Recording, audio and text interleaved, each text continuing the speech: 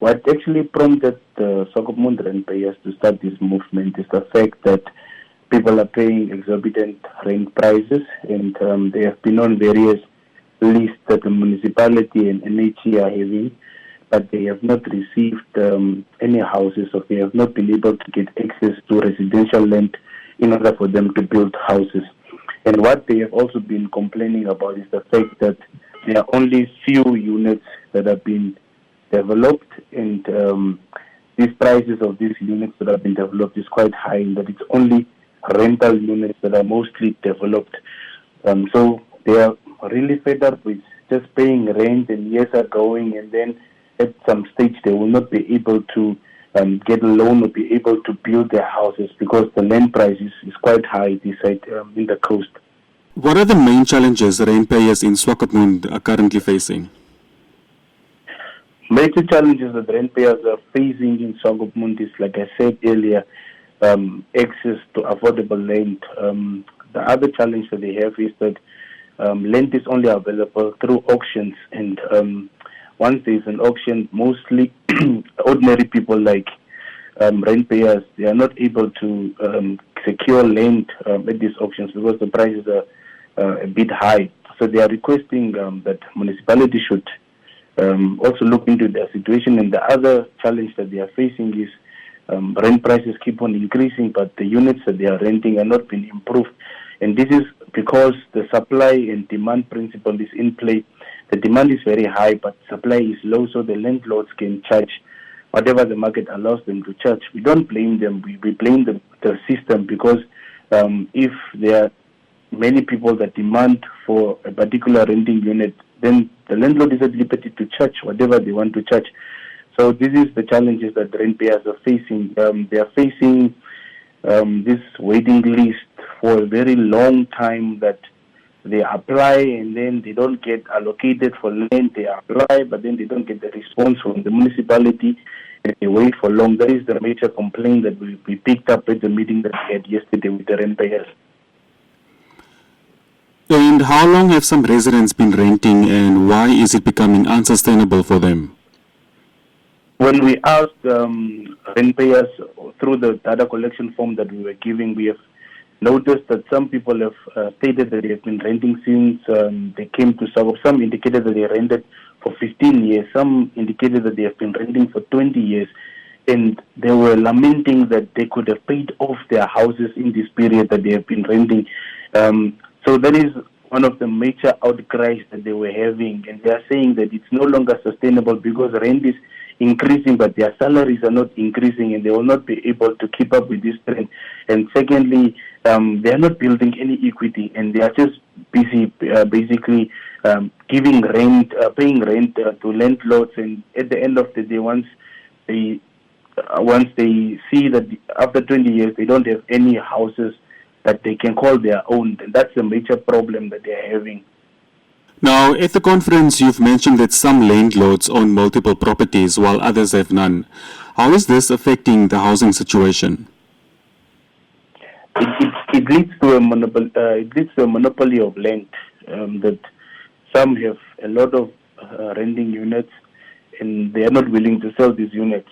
Whenever land is available, they buy this land and they just develop renting units, and this keeps the working class in a rent trap, because it's not sustainable in terms. If you look at somebody that is willing to start their life, they are looking at renting maybe for 1 or 2 years and then owning a property. But then if there is no land to build these houses, then it becomes a problem that a lot of the landlords are getting land to build 8, 10 renting units, and they are just willing to rent out these units without selling them. So the municipality should really also look into this matter and avail land for residential purposes, and also restrict developers to building houses for resale at least for 3 years or 4 years, so that the backlog of housing can be addressed. Because we cannot keep on allowing backyard flats or just flats to be built in general on areas that have been sold by the municipality.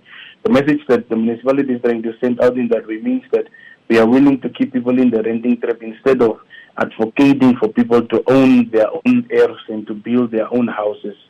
And what impact is high rental prices having on families and young people that are trying to settle in the town? It affects their quality of life. Like I mentioned, salaries are not really increasing.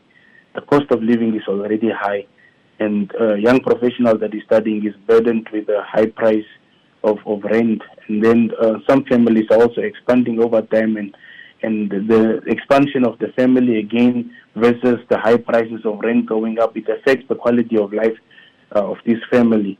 So that's why we are saying it will be better if the families can own their own houses and that they can move forward to that stage where they can actually start building their own houses so that they can start buying their own properties.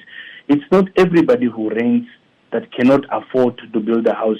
For example, you have got people that are working for government, like police officers, teachers. These people cannot buy houses in Swakopmund because there is no residential land that is availed, or developers are not building houses. And these people are forced to rent because there is no house to buy. The other houses that are available to buy are just very expensive, and it's out of their reach. So this is the problem that we sit with. There is nothing that is in between, something that is affordable for people that are also working class. So that forces them to fall under the rent trap because they need to stay in decent houses. They can unfortunately not go stay in DRC, so they are forced to rent. And this affects the quality of life that they could have given their children. They could have rather taken their children to good schools, but they can't because now they have to pay high rent. So this affects the quality of life of many Namibians. Now, after the event by the rent payers movement, what has been the response, if any, from the municipality or government regarding these concerns? They have not reached out to us yet, but we have elected the steering committee, which is going to have its first meeting in this week. And we are going to act on the program of action that was adopted at the meeting. We are going to write letters to the CEO and request for audience of the council, and we'll present our plans of how this problem can be tackled and what we think should be the alternative way. And we are also going to have a meeting with the governor, request to have a meeting with the governor, so that we can ask whether we can get audience with the minister, Honorable Sankwase, and also inquire about the houses in Matutura that are standing abandoned and uncompleted for almost 10 years, which we are hearing that there is a court case, and because of that court case, those houses cannot be completed. So we want to hear what is really the problem with those houses and how an amicable solution can be reached about those houses so that people can be allocated those houses. We cannot sit with uncompleted houses, housing units amounting to 600, while there is an outcry of houses in Swakopmund, and we cannot just leave that situation unattended.